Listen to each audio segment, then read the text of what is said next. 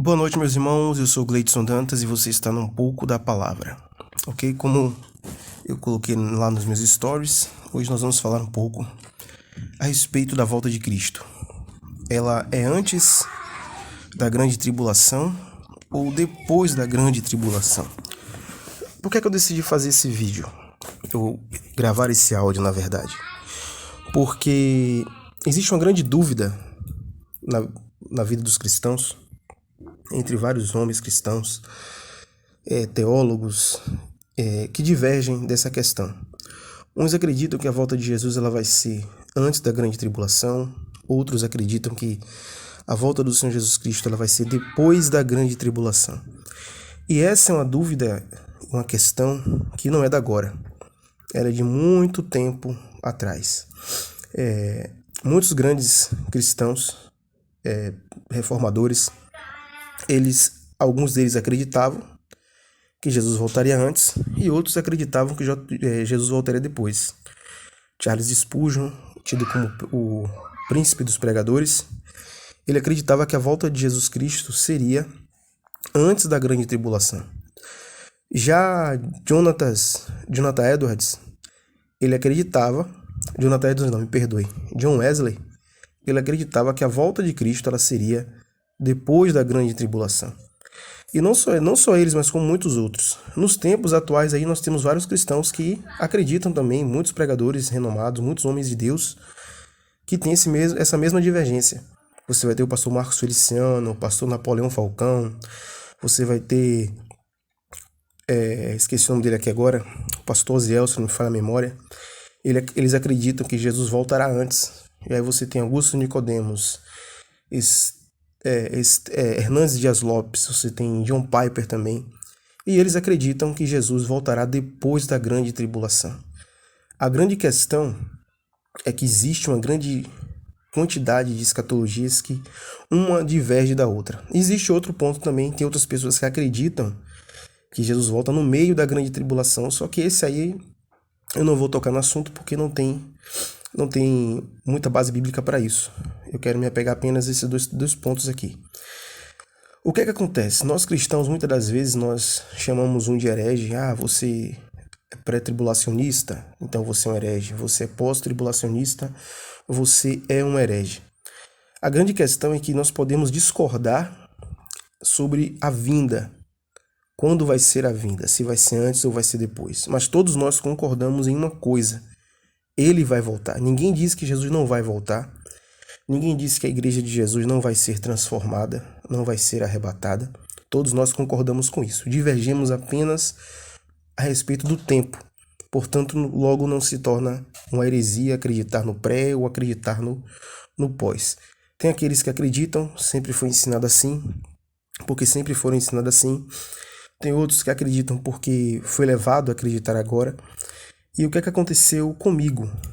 Eu nasci em um lar que era, eu posso dizer cristão, porque minha avó era cristã, meu avô também. Meu pai ainda não era, mas meu avô ele sempre me ensinou a respeito da Bíblia desde pequeno. Sentava comigo e falava a respeito da Bíblia para mim. E eu via muitas vezes meu avô pregar, meu avô pregava na frente da rua. Ele não usava caixa de som nem nada, ele apenas ia para a varanda e abria a boca ali. Geralmente era no dia de sábado ou domingo de manhã. E ele abria a boca e pregava. E ele falava da volta de Jesus Cristo, que podia ser a qualquer momento, a qualquer hora. E eu cresci acreditando nisso. A primeira igreja que eu participei, a qual eu fiquei 9 anos, me converti lá. Nessa igreja, eu tinha esse pensamento, eu acreditava que Jesus voltaria a qualquer momento, a qualquer hora. Era novo convertido, estava aprendendo as coisas. Quando eu comecei mesmo a mergulhar na palavra de Deus, a estudar a palavra de Deus mesmo, e eu mesmo comecei a buscar, a entender melhor a palavra de Deus, e lia e buscava mesmo. Quando eu me deparei no Apocalipse, porque o livro do Apocalipse foi o livro que eu mais li em toda a minha vida.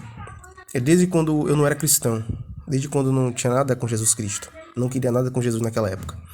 E mesmo assim eu lia, porque eu gostava, aquela temática de terror, eu era apaixonado por terror. E aquilo me chamava atenção, porque o livro de Apocalipse é um livro, na realidade, de esperança e de vitória da igreja. Mas é um livro aterrorizante, principalmente para quem não tem a sua fé em Cristo Jesus, não entregou seu coração a Jesus Cristo. Então, nisso tudo, eu lia muito Apocalipse, na igreja eu passei a ler mais e comecei a estudar sobre a volta de Cristo. Comecei a ler os textos escatológicos, com a minha mente preenchida de que Jesus voltaria a qualquer momento, a qualquer hora, que seria antes da grande tribulação. Quando eu começo a estudar, eu começo a ver alguns problemas, algumas divergências, algumas coisas não batem, elas não têm uma concordância. Sabe quando você pega um quebra-cabeça, você pega uma peça errada e tenta encaixar e não vai? Foi a mesma coisa. E aí eu comecei a ter dúvidas. Eu falei, poxa, peraí, mas por que isso não tá se encaixando aqui? Por que não tá dessa maneira? Então eu comecei a estudar mais. Comecei a estudar mais e comecei a ver que realmente, para mim, a volta de Cristo não seria a qualquer momento, a qualquer hora. Não vai ser hoje, não vai ser amanhã. Por algumas questões. E isso não quer dizer que a volta de Cristo não será iminente. Ela será iminente. Mas ela não vai ser nem hoje nem amanhã. Não vai ser a qualquer momento, a qualquer hora, como nós pensamos. A volta de Jesus Cristo pode ser até para aqueles que já morreram. Morreu, segue-se juízo.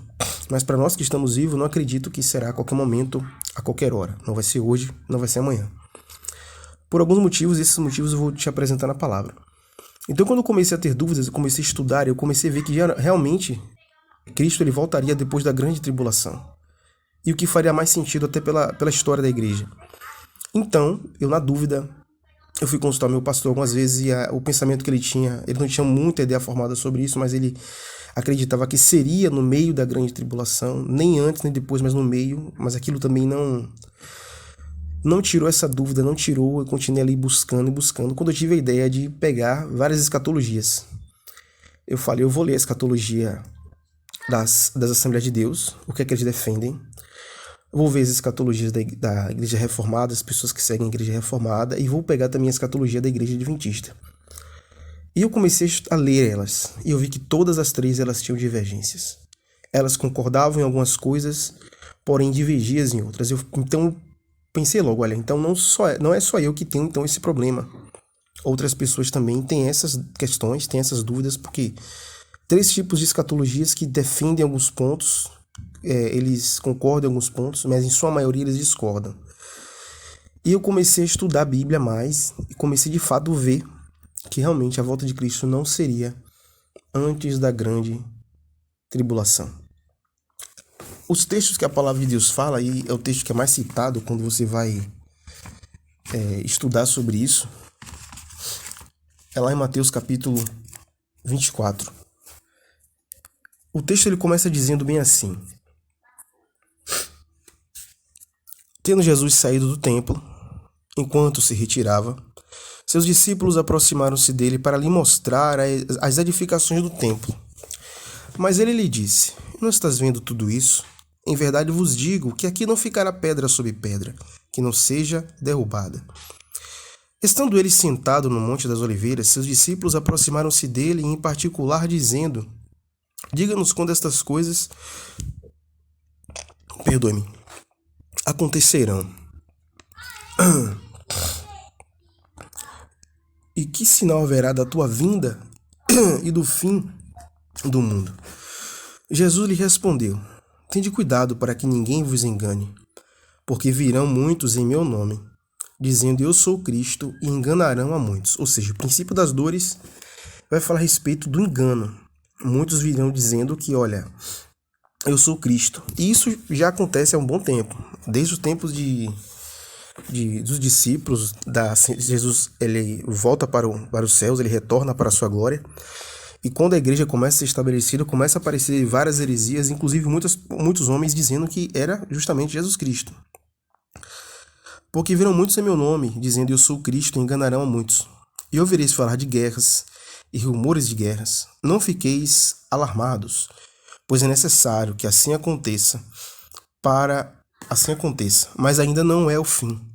Porque nação se levantará contra nação, reino contra reino, e haverá fomes e terremotos em vários lugares.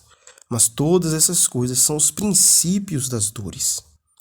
Então sereis entregues à tortura, e eles lhe matarão, e sereis odiado por todas as nações por causa do meu nome. E é justamente isso que acontece até hoje. Ou seja, Tá tendo guerras e rumores de guerras. É ou não é? Tá tendo o que mais? Filho contra pai. Tá tendo terremotos em vários lugares. Entre tantos outros desastres naturais ocorrendo com... Antigamente ocorria assim, mas não era tão recorrente, mas agora está sendo muito recorrente. Então isso é para chamar a atenção. Nós estamos no princípio das dores. Fomes, pestes, doenças surgindo a todo momento, pessoas cada vez mais ficando doentes, recorrentemente isso está acontecendo.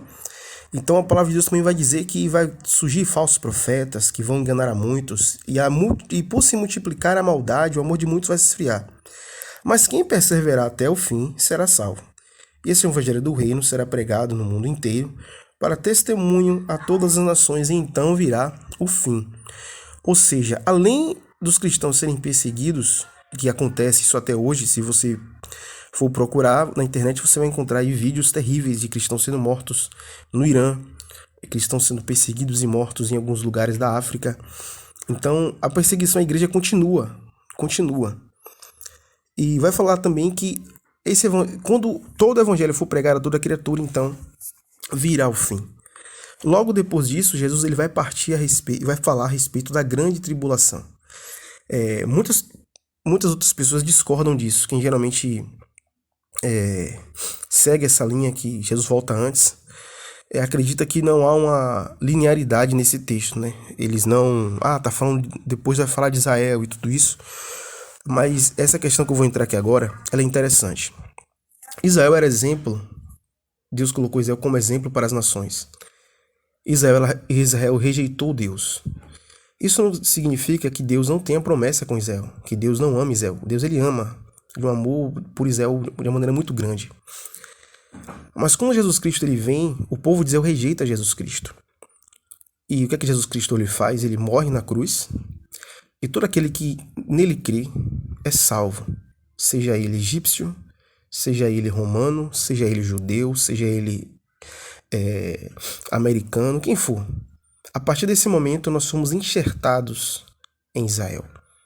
Tá entendendo? Fomos enxertados. O Senhor Jesus Cristo ele nos concedeu essa graça, essa salvação. Então, logo, eu entendo que a palavra de Deus vai ter momentos que vai falar, sim, para Israel.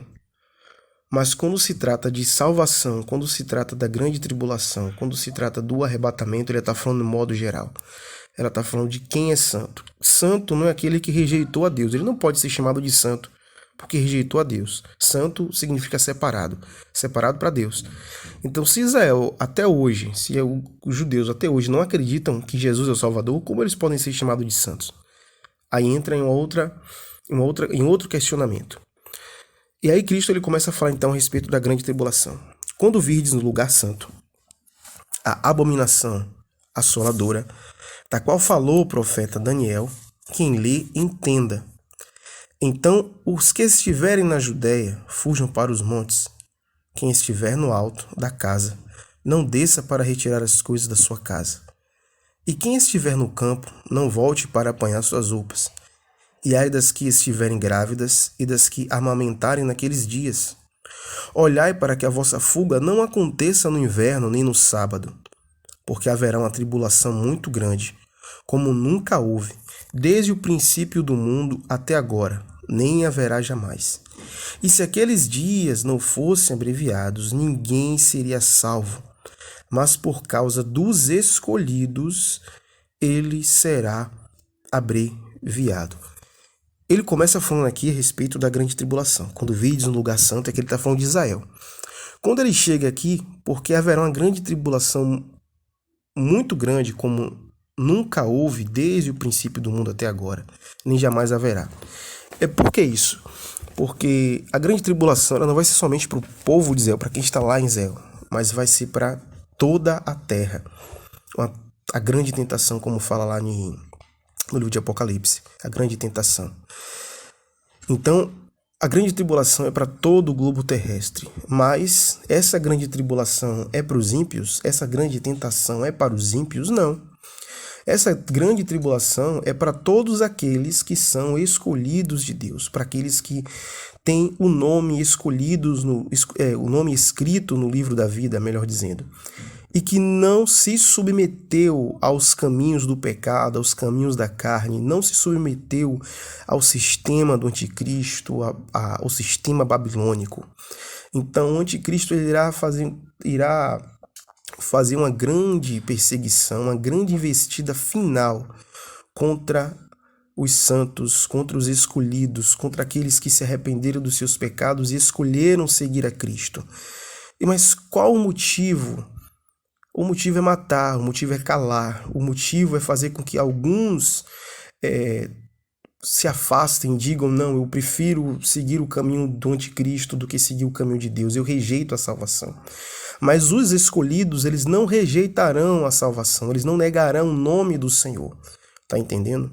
Então vai falar aqui da grande tribulação, porque surgirão falsos. Ele vai dizer aqui, ó, então se alguém vos disser o Cristo está aqui ou ele está ali, não acrediteis, porque surgirão falsos cristos e falsos profetas que realizarão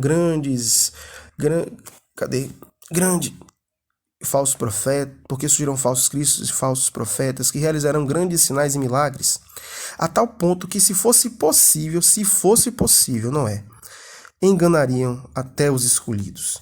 Ou seja, se fosse possível, até os escolhidos seriam enganados, porque vão surgir falsos profetas, falsos mestres, que vão fazer grandes sinais, inclusive o próprio anticristo e o próprio falso profeta vão fazer sinais.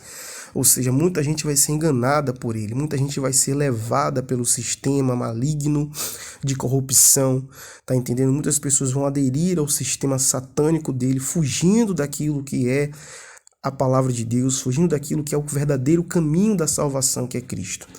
Então muitos irão escolher ele. Aqueles que não escolherem ele, aqueles que não aderirem ao seu sistema, à sua vontade, ao seu querer, esses serão perseguidos. Isso é da agora? Não, agora é uma tribulação final. Nunca houve e jamais haverá. Mas houve tribulações antigamente. Houve tribulações. Quantos cristãos não foram perseguidos por causa do evangelho? Quantos cristãos não foram mortos, afogados, esquartejados, partidos ao meio? Quantos cristãos não morreram em estaca, atravessado de cima a baixo, ou melhor dizendo, de baixo para cima, por conta da palavra de Deus, por causa da pregação do evangelho, por não se submeter a um sistema maligno, satânico da época, por não se submeter à idolatria, a um rei ou a um estado, e por conta disso, por causa daquilo que eles eram contra, por causa da pregação da mensagem do reino de Deus, do evangelho, eles foram mortos. Então, antes já teve algumas tribulações, não nessa mesma proporção, mas muitos cristãos foram mortos. Eles não foram... Deus não livrou eles disso. Aí muitos vão dizer, mas Noé Noé, Deus deu livramento a Noé. Deus deu livramento a Ló. Sim, realmente, Deus deu livramento, mas preste bem atenção. Noé teve que preparar uma arca, não foi? A preparação de Noé para se livrar do castigo de Deus à humanidade foi a arca. Vamos dizer que Noé negasse fazer a arca. O que é que Deus ia fazer? Ia tirar Noé de lá? Não, Deus não tirou Noé. Deus poupou Noé e sua família. Deus poderia tirar eles da terra, destruir toda a terra, submergir toda a terra como Deus fez, e depois trazer Noé de volta, e a sua família de volta. Deus não fez isso. Deus mandou que Noé fizesse uma arca, ou seja, a preparação de Noé seria a arca. Em Ló foi a mesma coisa. Deus mandou a destruição, mas disse para Ló, saia, ele e sua família, e não olhe para trás. A preparação de Ló era saia, largue tudo para trás e saia, não olhe para trás, saia. E ele saiu, e quando ele saiu, Deus mandou fogo e enxofre. Tá entendendo? Quando você chega lá no Egito, nas pragas do Egito, lá no livro de Êxodo, o que é que Deus faz? Deus diz que a última praga, né, a mortandade dos primogênitos. Deus manda que o povo de Israel, todas as pragas, Deus o enviou e não pegou em Israel, só pegava no povo do Egito. Tinha um lugar lá, eu esqueci o nome do lugar agora, o nome de onde o povo de Israel morava, a cidadezinha que eles moravam. Deus mandava praga em todo o Egito, mesmo menos naquela cidadezinha egípcia a qual o povo hebreu estava. A praga de Deus recaía sobre todo o Egito, menos naquela cidadezinha egípcia, porque naquela cidadezinha ali o povo de Israel estava, o povo hebreu estava. Mas quando vinha a praga da mortandade, é interessante que o espírito da morte passaria, visitaria as casas, onde houvesse um primogênito ali, ele mataria. E nesse momento, Deus fala o quê? Deus manda eles pegarem um cordeiro, né? Pegar o sangue e colocar nos umbrais da porta da casa. Porque quando o espírito da morte passasse, ia haver aquele sangue do cordeiro ali, que representa o sangue de Cristo, e aquele espírito não entraria para causar a morte, para destruir. Ou seja, a preparação do povo de Israel era o sangue. O escape deles seria através do sangue. Deus não tirou eles de lá. Mas Deus disse, olha, para que vocês não morram, vocês têm que colocar o sangue do cordeiro nos umbrais das casas de vocês. Tá entendendo como é que é interessante isso? As pragas caíam, não afetavam eles, mas na praga da mortandade, o espírito da morte, eles tinham que colocar o sangue, sinalizando que ali eles estavam separados por Deus, separados por Cristo. Ali o espírito da morte não podia entrar, eles estavam protegidos pelo sangue do cordeiro. Então Deus, ele manda que o povo a todo tempo se prepare para o que vai acontecer. Como é que eu vou me preparar, meu irmão, para a grande tribulação? Eu queria muito acreditar que realmente Jesus Cristo voltasse a qualquer momento, a qualquer hora. E que a gente não sofresse com a grande tribulação. Porém, eu não consigo acreditar nisso mais. Porque eu comecei a estudar e eu vi que não tem sentido. Eu não consigo acreditar mais nisso. Porque eu lendo a Bíblia, não foi ninguém me dizendo, mas eu lendo, eu comecei a ver que não fazia sentido. Então, a própria palavra de Deus vai dizer logo depois, ele vai falar do princípio das dores, vai falar da grande tribulação, e logo depois a própria palavra de Deus vai dizer, lá em Mateus 24, versículo 29, logo depois da tribulação daqueles dias, o sol escurecerá, e a lua não dará a sua luz, as estrelas cairão do céu, e os poderes do céu serão abalados. Então aparecerá no céu o sinal do Filho do Homem, e todas as nações e tribos da terra se lamentarão e verão o Filho do Homem vindo com poder e grande glória e sobre as nuvens do céu. E ele enviará os seus anjos com alto clamor de trombeta, os quais, reunirão os seus escolhidos desde os quatro ventos, de uma a outra extremidade da terra. Quando chega nessa parte aqui, muitos dizem que não, aí está falando já da vinda de Cristo para salvar os... Como é que eu posso dizer aqui? Para salvar aqueles que ficaram depois da tribulação, da grande tribulação, aqueles que ficaram para a grande tribulação e se arrependeram, ou seja, já tinha acontecido um arrebatamento antes, e agora Jesus estava vindo para pegar aqueles que são desviados e que se arrependeram. Eu não acredito nisso, eu acredito que aqui está falando justamente sobre nós escolhidos de Deus, tá entendendo? Quem se desviou não pode ser chamado de santo nem de escolhido, porque se afastou do caminho de Deus. Então a grande tribulação aqui vai falar que depois da grande tribulação, e logo depois da tribulação daqueles dias, logo depois, nos versículos anteriores estava falando da grande tribulação. Agora está falando que depois, logo depois dela, o Senhor Jesus Cristo voltará com seus anjos, com grande clamor de trombeta, os quais reunirão os escolhidos, desde os quatro ventos, de uma a outra extremidade do céu. Ou seja, o Senhor volta depois da grande tribulação para tirar os seus escolhidos desta terra. Por que ele vai fazer isso? Porque logo depois que Jesus ele vem, ele retorna, ele tira a igreja daqui, a ira de Deus é derramada. Lá no livro de Apocalipse vai falar sobre os selos, vai falar sobre as 7 trombetas, e depois a ira de Deus. Tanto nos selos, como os 7 selos, como as 7 trombetas do Apocalipse, é a ira de Deus derramada sobre a terra, porém Deus com misericórdia ainda com o povo, querendo que o povo se arrependa. Porém a ira de Deus, que são as taças da ira de Deus, será derramada totalmente sobre essa terra, sem para os ímpios, e aí nós não estaremos mais aqui. Quando acontecer essas coisas, nós não estaremos mais aqui. Então Jesus Cristo volta, tira a igreja da terra, e aqui não é arrebatamento invisível, todo mundo vai ver. A Bíblia está dizendo que todo mundo vai ver. Tá entendendo? Aparecerá no céu o sinal do Filho do Homem, e todas as nações da terra se lamentarão. Todos vão se lamentar, porque vão ver o Filho de Deus, o Filho do Homem, vindo com poder e grande glória sobre as nuvens do céu. Então os homens, os ímpios, eles olharão e eles vão se lamentar. Quantos nesse momento não vão se lembrar? Poxa, eu ouvi a pregação daquele crente chato, que eu não gostava e não dei ouvidos, mas agora ele vai ter que acreditar. Só que agora já é tarde demais, tá entendendo? Agora já é tarde demais.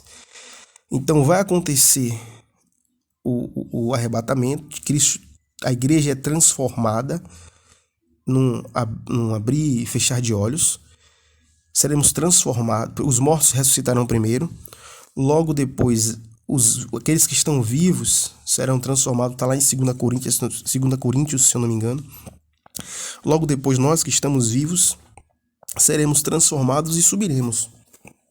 E aí Cristo, ele faz o que? Ele derrama as taças da ira dele sobre todo o ímpio.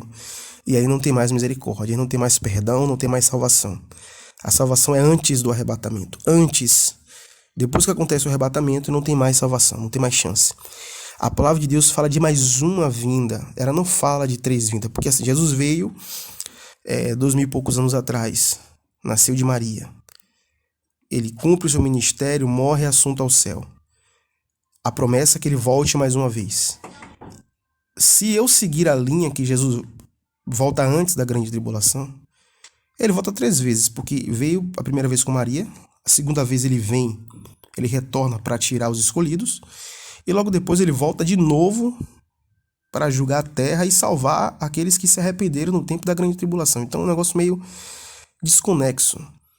São apenas uma vinda, e nessa vinda que ele vem para julgar os ímpios e instituir o seu reino. É nisso que eu acredito aqui. Vai ter pessoas divergindo? Vai. Porque até hoje, desde aqueles tempos, dos tempos da reforma, até muito antes se divergia a respeito disso.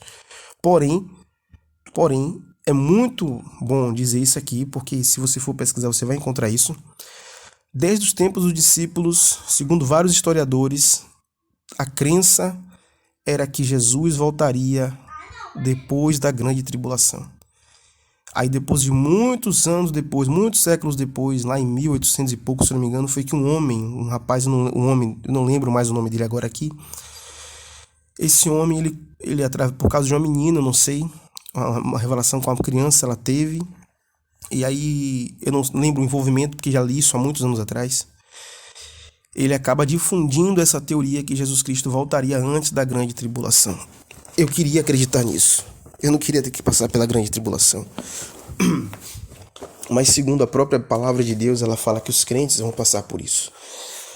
Mas como é que Deus vai permitir que isso aconteça? Meu irmão, Deus sempre permitiu que isso acontecesse. Desde os tempos dos profetas. Isso significa que Deus está sendo mal? Não, pelo contrário. Deus ele manda que a gente se prepare. Ele manda que a gente venha se preparar para a sua volta, para o seu retorno, para o dia mau. Deus sempre vai falar sobre preparação na palavra de Deus. Então a gente precisa entender que o Brasil não está sendo perseguido agora, meus irmãos. Os cristãos brasileiros não estão sendo mortos. Mas os cristãos lá no Irã, eles estão sendo mortos, decapitados. Estão vendo seus filhos serem mortos, engolidos por leões, sendo queimados vivos. Mulheres perdendo seus esposos por causa da palavra de Deus. E aqueles homens não negam a palavra de Deus. Jesus abandonou eles, Deus abandonou eles. Quer dizer que Deus abandonou também Estevão porque permitiu que Estevão morresse apedrejado? Pelo contrário. É como o apóstolo Paulo mesmo fala, morrer é lucro. É lucro. É lucro. Só que quando nós, cristãos do século XXI, quando nós nos deparamos com a questão da morte, ter que morrer, aí o nosso coração estremece. E por que o nosso coração estremece? É porque nós não estamos preparados para isso. Nós vivemos sem perseguição, nós vivemos sem sermos perseguidos. Mas se você reparar, qual foi o tempo que mais a igreja cresceu? Sempre no tempo de perseguição. E isso é história. Isso não é o que eu estou dizendo, isso é história. Sem contar que hoje em dia agora, as igrejas que estão mais crescendo no mundo são as igrejas lá no Irã e lá na China, que estão sendo perseguidos por causa da palavra de Deus. São as igrejas que estão crescendo. De novo, não sou eu que estou dizendo, é a história. É a história. Então não vai ser diferente agora. Então como é que eu vou me preparar, meus irmãos, com isso? Como é que eu devo me preparar? Você deve se preparar lendo a Bíblia, buscando a palavra de Deus. A palavra de Deus ela é vida. A palavra de Deus ela é vida. Se você for lá no livro de Apocalipse, deixa eu ir aqui. Lá no livro de Apocalipse, quando Jesus fala, manda que João escreva as cartas, que ele vai lá e escreve as cartas para as igrejas da Ásia, as 7 igrejas da Ásia. Lá no livro, lá quando ele vai falar de Filadélfia, e aí muitos cristãos vão dizer, não, a igreja vai ser arrebatada antes porque Jesus promete a Filadélfia que vai livrar elas da tentação. Olha o que a palavra de Deus está dizendo aqui sobre a igreja de Filadélfia. Apocalipse capítulo 3. Escreve ao anjo da igreja em Filadélfia, assim diz aquele que é santo, o verdadeiro, o que tem a chave de Davi, o que abre ninguém pode fechar, e o que fecha ninguém pode abrir. Conheço tuas obras, tenho posto diante de ti uma porta aberta que ninguém pode fechar. Tens pouca força, preste atenção nisso aqui, tem pouca força, mas guardaste a minha palavra e não negaste o meu nome. Olha que coisa interessante. Qual é o contexto de Filadélfia aqui? Conheço tuas obras, tenho posto diante de ti uma porta aberta que ninguém pode fechar. Tens pouca força, mas guardaste a minha palavra e não negaste o meu nome. Como é que eu vou ser salvo do sistema babilônico, do sistema do anticristo, que já está sobre a face da terra? Guardando a palavra de Deus. Se as palavras de Deus ela está dentro do meu coração, meu irmão, eu não tenho como me vender para o sistema do anticristo. Por que é que esses cristãos que estão morrendo desde os tempos lá dos discípulos não negaram a fé deles? Porque a palavra de Deus estava dentro do coração deles. A palavra de Deus estava enxertada dentro do coração deles. Eles sabiam o que eles queriam, porque a palavra de Deus estava dentro do coração deles. Sabendo disso, sabendo dessas virtudes, sabendo das grandezas de Deus, da profundidade de Deus, sabendo das Sagradas Escrituras, das palavras que Deus nos ensinou através das Sagradas Escrituras, é impossível um homem se vender ou negar a Jesus na morte. A preparação é a palavra de Deus. A preparação para morrer em Cristo, para morrer, dar a vida por Cristo, é a palavra de Deus. Não é mágica, não é um anjo que vai aparecer, não, é a palavra de Deus, porque morrendo ou não, a palavra de Deus está dentro de nós. Repito de novo, o apóstolo Paulo diz que morrer para Cristo é lucro, é ganho, meu irmão. Porque, aí vai dizer mais, porque deste a minha, vou pular para o versículo 10, porque deste atenção à minha exortação, a perseverança, eu te guardarei da hora da provação ou da tentação, que virá sobre o mundo inteiro para pôr à prova os que habitam sobre a terra.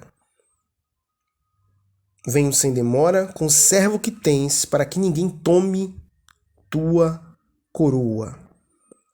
E aqui é interessante, olhe.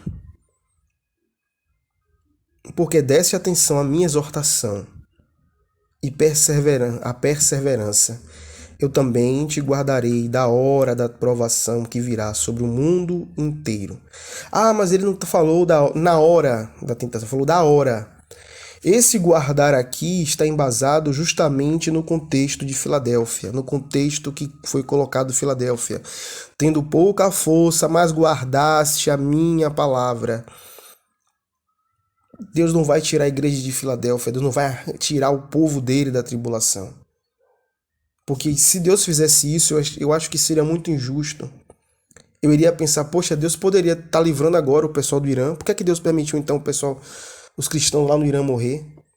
Por que é que Deus permitiu que alguns cristãos lá na China fossem espancados e presos? Por que é que Deus permitiu que outros cristãos que estão lá na África foram mortos, queimados, vivos? foram degolados, cabeça arrancada. E chega nesse momento agora, Deus vai lá e tira, sendo que Deus poderia ter feito isso também com aquele povo. Então esse guardar aqui, eu entendo que não é tirar, mas é guardar como Deus guardou Noé. Noé se preparou, ele guardou. O povo de Israel se preparou para o espírito da morte e Deus guardou, protegeu. Então o sentido aqui é guardar. De guardar não é tirar, mas é proteger. Como proteger? Através da própria palavra de Deus, que o povo, os cristãos da igreja de Filadélfia já tinham, já possuíam. Por isso que Deus vai dizer aqui, vai alertar eles, venham sem demora, guarde, conserve aquilo que você tem. O que é que ele tem? A palavra de Deus.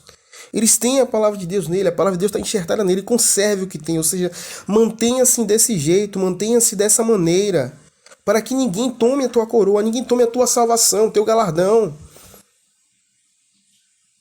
Tá entendendo?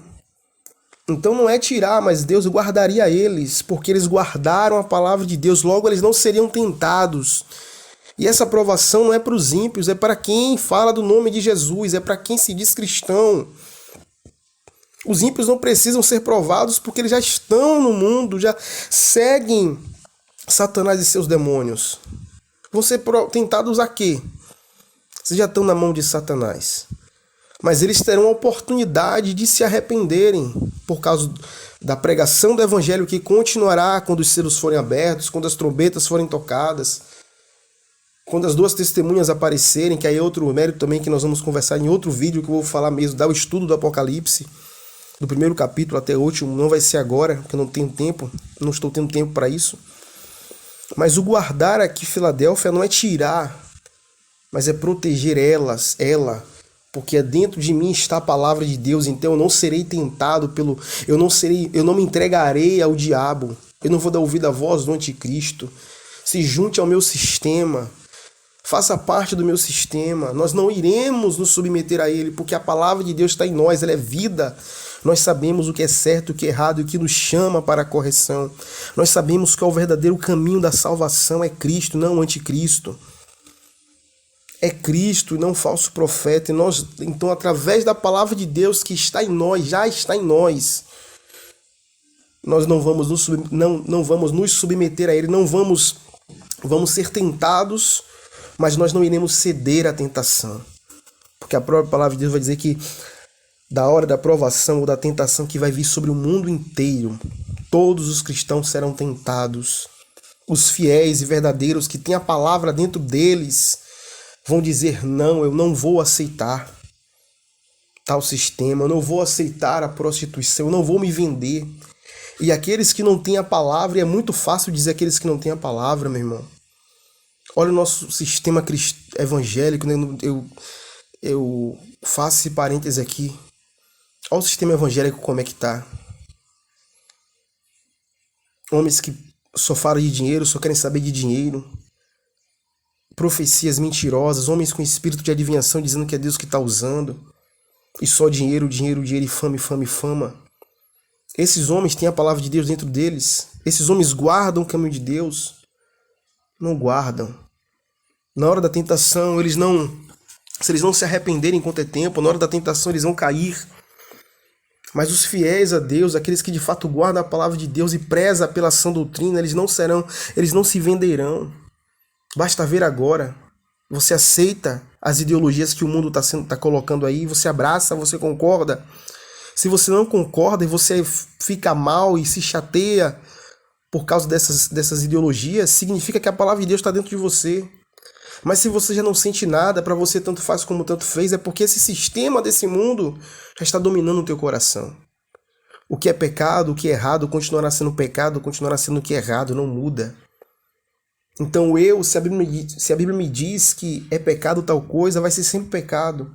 Eu não devo me acostumar. Quando eu me acostumo, eu digo que é porque eu já estou aceitando o que é pecado. Mas quando eu me revolto e eu luto contra, significa que dentro de mim a palavra de Deus faz morada. Estevão morreu porque ele não se vendeu, ele continuou sendo fiel à palavra de Deus. Os cristãos que foram martirizados, como Pedro, entre tantos outros, tem a história que até André foi esfolado vivo, segundo os historiadores, morreram porque não negaram a palavra de Deus, não se venderam. Todos passaram por suas tribulações, porém virá uma final. E essa final é para tentar a todos nós. Deus estará com a igreja como sempre esteve, como esteve com Estevão, como está com os cristãos que estão lá no Irã sendo mortos agora. Tá entendendo? Deus sempre vai estar com a igreja. A morte para um cristão não significa morte, significa vida. Significa vida.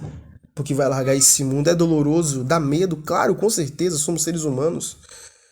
Mas quem tem a fé em Cristo Jesus, quem é dominado pela palavra de Deus, aquele que tem o coração dominado pela palavra de Deus, sabe que o mais importante é estar com Deus. Sabe que o mais importante é estar com Deus. Por que é que eu também não consigo concordar com a volta de Cristo sendo antes? Porque quando você vai aqui nos selos do Apocalipse, o primeiro selo vai falar de que vem um cavalo branco e ele vem para vencer. Aqui, capítulo 6, versículo 2. Olhei e vi um cavalo branco e seu cavaleiro segurava um arco. E foi-lhe dado uma coroa, e ele saiu como vencedor, decidido a vencer. E aqui nós concordamos que aqui é o anticristo. Eu concordo com a igreja que segue essa ideia, que aqui é realmente o anticristo.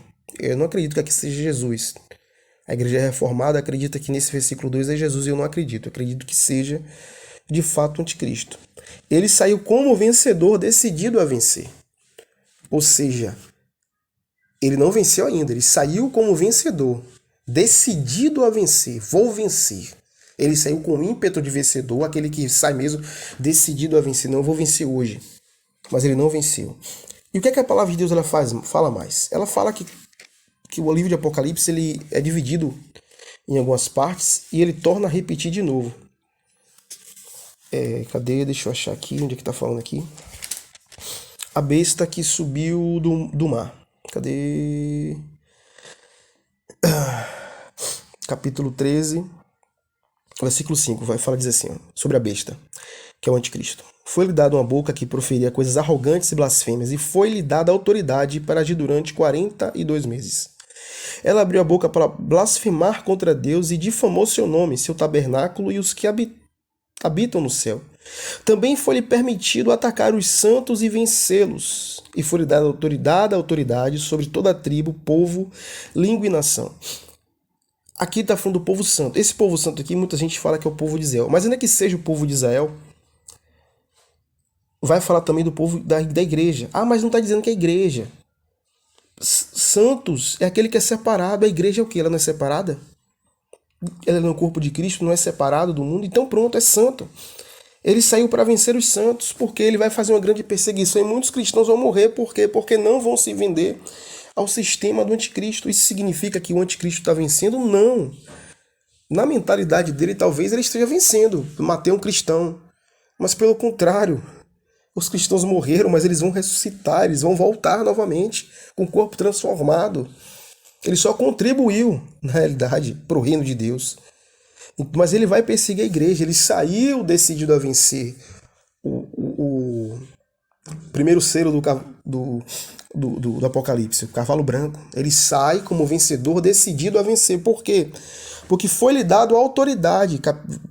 Apocalipse capítulo 13, versículo 7. Também lhe foi permitido atacar os santos e vencê-los, e foi-lhe dada a autoridade sobre toda a tribo, povo, língua e nação. Quem é que vai ter essa autoridade? O anticristo. Tá entendendo? Ele vai comandar todo o sistema da terra. Todos eles. Vai controlar tudo. E vai perseguir aqueles que se opõem a ele. Mas depois dessa grande tribulação, vem o quê? Vem justamente o nosso galardão eterno. Lá no... Cadê a sétima trombeta? Apocalipse capítulo 11. A sétima trombeta, que é a última trombeta, o apóstolo Paulo fala sobre isso em 2 Coríntios, vai falar isso aqui. O sétimo anjo tocou sua trombeta, e surgiram no céu fortes vozes que diziam: o reino do mundo passou a ser de nosso Senhor e de seu Cristo, e ele reinará pelo século dos séculos. Os 24 anciões que estavam assentados em seu trono, em seus tronos, diante de Deus, Prostraram-se prostraram-se sobre o rosto e adoraram a Deus, dizendo: Graças te damos, Senhor Deus Todo-Poderoso, que és e que eras, porque assumiste teu grande poder e começaste a reinar. As nações se enfureceram, então veio a tua ira, o tempo de serem julgados os mortos e de dares recompensa a teus servos, os profetas, aos santos e aos que temem o teu nome, aos pequenos e grandes, e de destruíres os que destroem a terra. Então se abriu o santuário de Deus que está no céu, e nele foi vista a arca da sua aliança. Houve relâmpagos, vozes, trovões, terremotos e forte granizo. Aqui é a volta de Jesus Cristo. Os 7 anjos tocam a sua trombeta. Surgem no céu fortes vozes que dizem: o reino do mundo passou a ser do nosso Senhor e do seu Cristo, e ele reinará pelos séculos dos séculos. Essa é a última trombeta, a mesma última trombeta que em 2 Coríntios, 2 Coríntios capítulo... Cadê, meu Deus? 2 Coríntios não, 1 Coríntios, me perdoe. 1 Coríntios no seu capítulo 15... versículo 50 que diz assim, ó: Mas digo isso, irmãos, carne e sangue não podem herdar o reino de Deus, nem o que é perecível pode herdar o imperecível. Eu vos digo um mistério, nem todos iremos falecer, mas todos seremos transformados, no momento, no abrir e fechar de olhos, ao som da última trombeta. Qual é a última trombeta? É a 7ª. A palavra de Deus não fala de outras trombetas, fala dessa aqui. Falam de 7 trombetas. No momento, no abrir e fechar de olhos, ao som da última trombeta, porque a trombeta soará e os mortos ressuscitarão imperecíveis e nós seremos transformados. Pois é necessário que aquilo que perece se revista do que é imperecível e o que é mortal se revista do que é imortal. Tá entendendo? Então a 7ª trombeta é essa última trombeta aqui, a qual o apóstolo Paulo fala em 1 Coríntios, capítulo 15, a partir do versículo 50 em diante. Tá entendendo? Então, na última trombeta, Cristo volta. Depois dessa última trombeta, aí vem as taças da ira de Deus, que é a ira de Deus totalitária, sem misericórdia, sobre todos aqueles que de fato não se arrependeram dos seus pecados, daqueles que aceitaram a marca da besta, daqueles que não quiseram nenhum comprometimento com Deus e se venderam ao pecado. Nesse momento, nós não estaremos mais na terra, estaremos na glória. Nesse momento, a ira de Deus será derramada de uma maneira terrível e grandiosa, para punir todos aqueles que andaram no caminho errado. Hitler o quê? O anticristo, todos nessa terra serão submetidos à ira de Deus. Logo depois, o anticristo é derrotado, o falso profeta é derrotado, e o reino de Deus se estabelece sobre a face desta terra. Então eu vou ficar por aqui, porque já passei muito tempo, já tem 40 e poucos minutos. Mas antes de encerrar, eu vou falar aqui em 2 Tessalonicenses, capítulo 2, porque eu não acredito que Jesus Cristo volta antes da grande tribulação. Olha o que o apóstolo Paulo escreve. Irmãos, acerca da vinda de nosso Senhor Jesus Cristo e da nossa reunião com Ele, vos pedimos que não mudeis facilmente o vosso modo de pensar, nem fiqueis assustados por causa de espírito, palavra ou carta atribuídos indevidamente a nós, como se o dia, preste atenção, como se o dia do Senhor já estivesse bem perto. Não vai ser a qualquer momento, a qualquer hora. Eu sei que não vai ser nem hoje nem amanhã, tenho essa certeza absoluta.